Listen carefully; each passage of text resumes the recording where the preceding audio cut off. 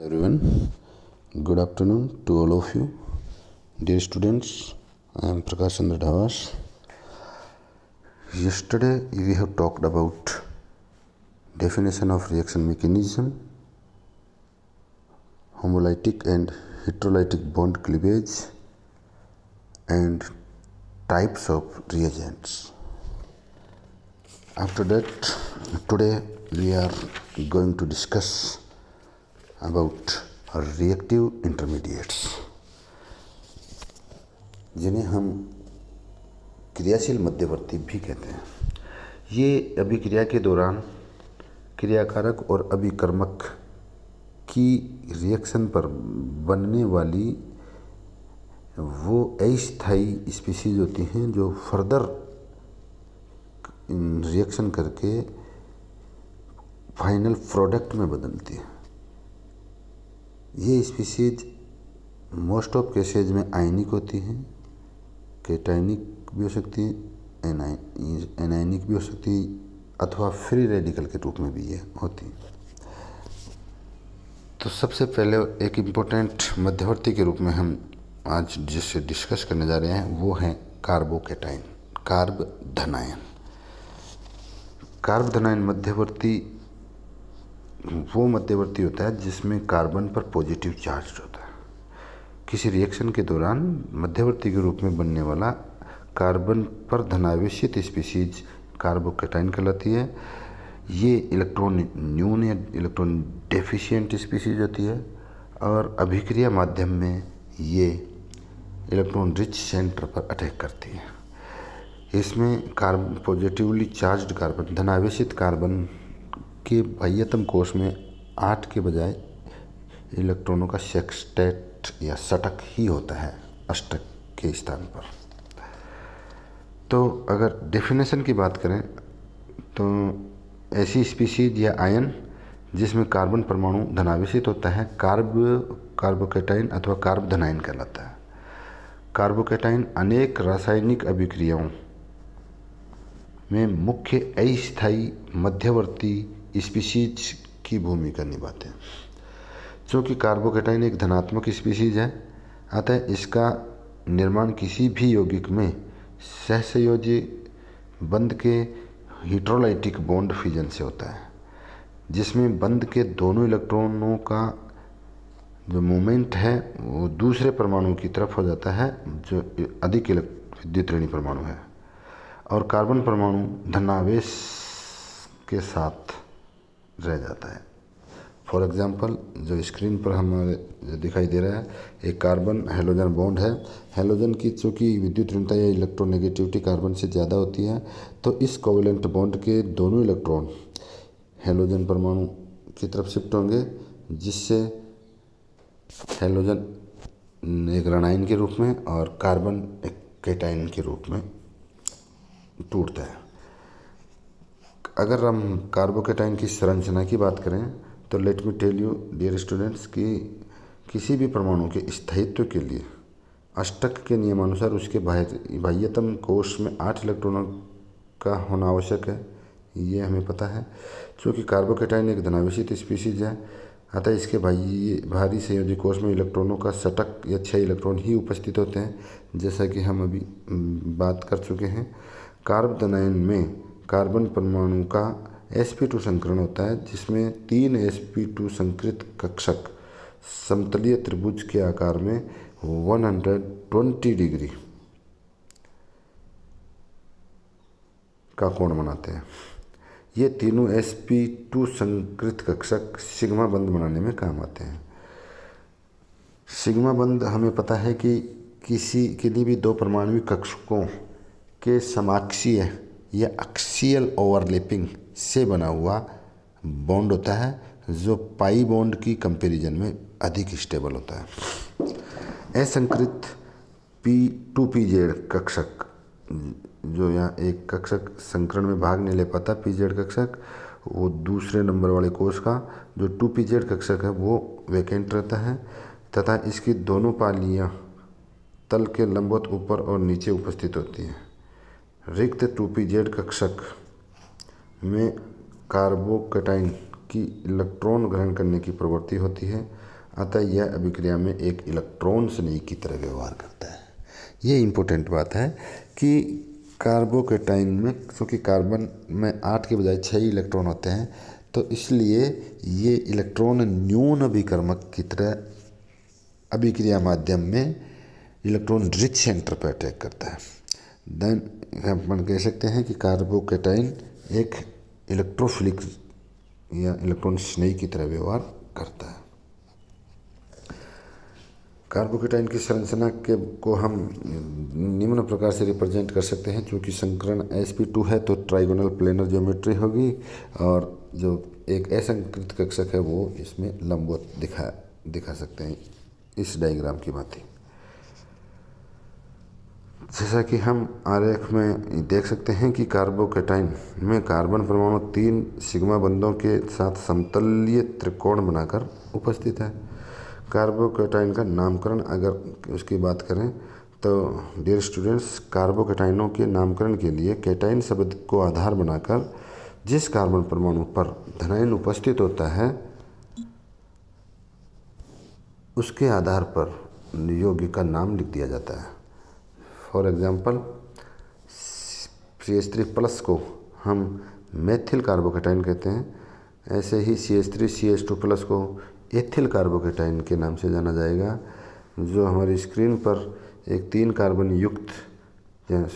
Carbon युक्त एक carbocation दिखा रखा है, उसमें 3 धनावेशित कार्बन से 3, चूँकि 3 मेथिल समूह जुड़े हुए हैं, इसलिए इसे हम तृतीयक ब्यूटिल कार्बोकेटाइन के नाम से जानते हैं।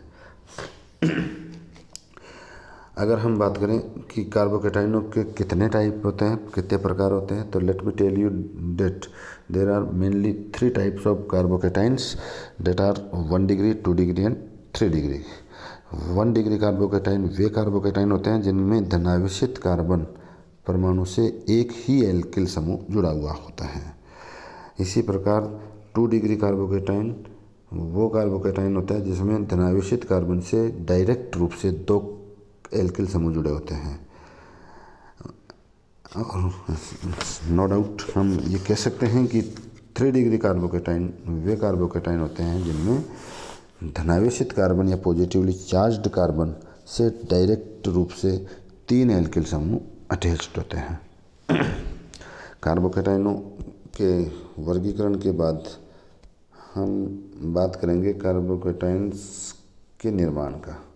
डियर स्टूडेंट्स, अगर किसी भी रासायनिक अभिक्रिया में यौगिक का विषमांश विखंडन होता है, हेटेरोलाइटिक बॉन्ड फिजन होता है, तो बंध के इलेक्ट्रॉन कार्बन से अधिक विद्युतरणीय परमाणु की ओर चले जाते हैं। तो ऐसे सभी अभिक्रियाओं में कार्बोकेटाइन मध्यवर्ती का निर्माण होता है। कार्बोकेटाइनों के निर्माण की कुछ महत्वपूर्ण जो विधियाँ हैं वो हम निम्न प्रकार से रिप्रेजेंट कर सकते हैं। एक है प्रत्यक्ष आयनीकरण। जिस अभिक्रिया में कार्बन परमाणु से जुड़ा हुआ समूह बंध के इलेक्ट्रॉन लेकर चला जाए उसे हम डायरेक्ट या प्रत्यक्ष आयनीकरण कहते हैं। For example, carbon halogen bond fusion. जब किसी असंतृप्त संरचना में कोई प्रोटॉन अथवा कोई धनावेशित स्पीशीज जुड़ती है तो पास वाले कार्बन पर धनावेश आ जाता है। जैसे एल्कीनों के प्रोटोनीकरण से एल्कीन पर एक प्रोटॉन जब जुड़ता है तो जिस कार्बन पर प्रोटॉन जुड़ा उससे जस्ट एडजेसेंट कार्बन पर पॉजिटिव चार्ज आ जाता है। इस प्रकार भी कार्बोकेटाइन का निर्माण होता है। यहाँ ऐसा इसलिए होता है क्योंकि कार्बन डबल बॉन्ड कार्बन का जब पाई बॉन्ड टूटता है तो पाई बंध के दोनों इलेक्ट्रॉन अधिक हाइड्रोजन युक्त कार्बन पर शिफ्ट हो जाते हैं, जिससे एडजेसेंट कार्बन इलेक्ट्रॉन न्यून हो जाता है और वहाँ पे पॉजिटिव चार्ज डेवलप हो जाता है। इसी प्रकार डियर स्टूडेंट्स, कार्बोनिल यौगिकों के प्रोटोनीकरण पर भी कार्बोकेटाइन बनते हैं अथवा नाइट्रस अम्ल की प्राथमिक एमीन के साथ रिएक्शन पर भी कार्बोकेटाइन बनते हैं, जिसे हम इक्वेशन के रूप में इस प्रकार से दर्शा सकते हैं कि RNH2 पर NaNO2HCl जब नाइट्रस अम्ल HNO2 की क्रिया होती है तो एल्किल डाइएजोनियम बनता है। और ये डाइएजोनियम में से नाइट्रोजन का एक मॉलिक्यूल को एलिमिनेशन पर एल्किल समूह पर पॉजिटिव चार्ज आता है, जो कार्बोकेटाइन के रूप में एग्जिस्ट करता है। डियर स्टूडेंट्स, अगर स्टेबिलिटी की बात करें तो क्रियाशीलता और स्टेबिलिटी में एक रिलेशन हमें याद रखना होगा कि अधिक स्टेबल जो स्पीसीज होती है उसकी रिएक्टिविटी कम होती है, क्योंकि अधिक स्टेबल स्पीसीज में एनर्जी कम होती है और बिना एनर्जी रिएक्टिव होना लगभग इम्पॉसिबल है। इसीलिए मोर स्टेबल लेस रिएक्टिव, ये फॉर्मूला हमें ध्यान रखना है।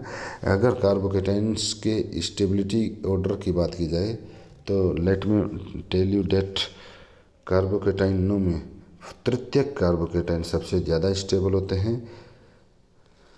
और क्रियाशीलता और स्थायित्व के संबंध में, क्योंकि कार्बोकेटाइन में के संयोजी कोष में 6 इलेक्ट्रॉन ही उपस्थित होते हैं, अतः अपना अष्टक पूर्ण करने के लिए शीघ्रता से क्रिया करता है। अपने अष्टक को पूर्ण करने के लिए यह एक इलेक्ट्रॉन युग्म को ग्रहण करता है, अतः एक लुईस अम्ल की तरह ये व्यवहार करता है। स्थिर वैद्युतिकी के आवेश परिक्षेपण नियम के अनुसार किसी भी आवेशित स्पीसीज का स्थायित्व उस पर उपस्थित आवेश के डिस्पर्सन, उदासीनीकरण या परिक्षेपण के साथ बढ़ता है। अर्थात वे सभी कारक जो कार्बोकेटाइन के धनावेश का डिस्पर्सन या परिक्षेपण या उदासीनीकरण करते हैं, इलेक्ट्रॉन न्यून कार्बन से मध्यवर्ती की बची हुई संरचना में करते हैं, उसके स्थायित्व को बढ़ाते हैं। अतः हम कह सकते हैं कि वे सभी कारक जो कार्बोकेटाइन का धनावेश घटाते हैं, वे कार्बोकेटाइन का स्थायित्व बढ़ाते हैं, तथा वे सभी फैक्टर्स या इफ़ेक्ट्स जो इसके धनावेश का एक्यूमुलेट करते हैं, धनावेश की एक मात्रा या एक्सटेंट को बढ़ाते हैं, वे इसके स्थायित्व को डिक्रीज करते हैं, अर्थात क्रियाशीलता को बढ़ा देते हैं। क्योंकि कोई भी स्पीसीज या मध्यवर्ती जितनी कम स्थायी होगी वो उतनी ही क्रियाशील होगी। डियर स्टूडेंट्स, अब कार्बोकेटाइनों के स्थायित्व पर किसका क्या प्रभाव पड़ता है उसके संबंध में अगर हम बात करें तो सबसे इम्पोर्टेंट जो प्रभाव है वो प्रेरण प्रभाव है, इंडक्टिव इफेक्ट होता है। ये चूँकि 2 प्रकार का होता है, प्लस आई प्रभाव, एक माइनस आई प्रभाव। आई यहाँ पे इंडक्टिव इफेक्ट से लिया गया है। प्लस का मतलब है इलेक्ट्रॉन डेंसिटी को इनरिच करने से है। अगर किसी ग्रुप की वजह से किसी एडजेसेंट कार्बन परमाणु पर इलेक्ट्रॉन डेंसिटी डिक्रीज होती है तो मतलब वहाँ इलेक्ट्रॉन डेंसिटी माइनस में आ रही है, तो इसे हम माइनस आई इफेक्ट बोलेंगे। अगर किसी ग्रुप विशेष की वजह से एडजेसेंट कार्बन परमाणु पर इलेक्ट्रॉन डेंसिटी इंक्रीज हो रही है, बढ़ रही है, तो इस प्रभाव को उस ग्रुप का प्लस आई प्रभाव माना जाता है। जैसे एल्किल समूह प्लस आई इफेक्ट शो करते हैं और हैलोजन या इलेक्ट्रोनेगेटिव जिनकी जो ज़्यादा होते हैं वे सभी ग्रुप्स माइनस आई इफेक्ट दर्शाते हैं। डियर स्टूडेंट्स, प्लस आई प्रभाव रखने वाले समूह जो हैं प्लस आई प्रभाव जो दर्शाते हैं वे समूह जैसे कि एल्किल समूह, वे बंध के इलेक्ट्रॉनों को धनावेशित कार्बन की ओर धकेलते हैं, जिससे कार्ब धनायन पर इलेक्ट्रॉन डेंसिटी बढ़ती है, अतः इसका धनावेश कम हो जाता है और उसका स्थायित्व बढ़ जाता है।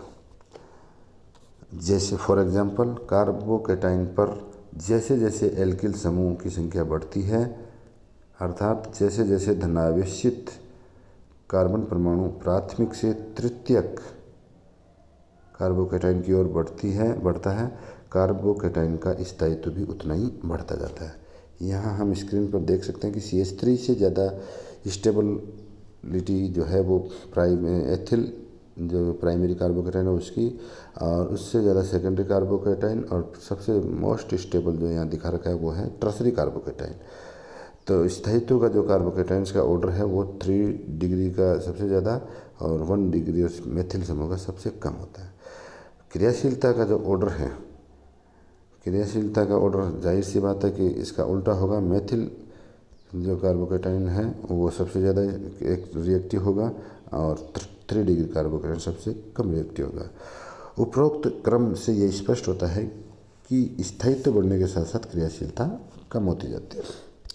डियर स्टूडेंट्स, प्लस आई प्रभाव दर्शाने वाले CH3, ये मेथिल, एथिल, प्रोपिल, ब्यूटिल सभी प्रकार के एल्किल समूह, इसके विपरीत माइनस आई प्रभाव दर्शाने वाले समूह जब अगर उपस्थित हैं तो वे इलेक्ट्रॉनों को अपनी ओर आकर्षित करते हैं, जिससे कार्बोकेटाइन का धनावेश और अधिक बढ़ जाता है तथा उसका स्थायित्व कम हो जाता है। माइनस आई प्रभाव जो दर्शाते हैं वे ग्रुप जैसे हेलोजेंस हैं, नाइट्रो है, CN है, COOH है इत्यादि होते हैं। एक और इम्पोर्टेंट बात जो हम करने जा रहे हैं उसके बारे में बताऊं तो कार्बोकेटाइनों की क्रियाशीलता और स्थायित्व एक दूसरे के रिवर्सिबल होते हैं, व्युत्क्रमानुपाती होते हैं। अर्थात जो कार्बोकेटाइन जितना अधिक स्थायी होगा वो उतना ही कम क्रियाशील होगा, और जो कार्बोकेटाइन जितना कम स्थायी होगा उसकी अभिक्रियाशीलता ज़्यादा होगी। अगर हम मेथिल कार्बोकेटाइन पर क्लोरो समूह -I जो दर्शाता है और मेथिल समूह जो +I प्रभाव लगाते हैं तो हम देखते हैं कि क्लोरो मेथिल कार्बोकेटाइन अपने -I प्रभाव के कारण कम स्थायी है, अतः वह अधिक क्रियाशील है, जबकि एथिल कार्बोकेटाइन अधिक स्थायित्व के कारण कम क्रियाशील है। डियर स्टूडेंट्स, कार्बोकेटाइन्स के स्टेबिलिटी को इफ़ेक्ट करने वाले अन्य जो फैक्टर्स हैं जैसे हाइपर कंजुगेशन, रेजोनेंस इफ़ेक्ट, इनकी हम नेक्स्ट वीडियो में बात करेंगे। तब तक के लिए आप आज के और कल के इन वीडियोज़ को अच्छे से तैयार कीजिए। Till then, good bye.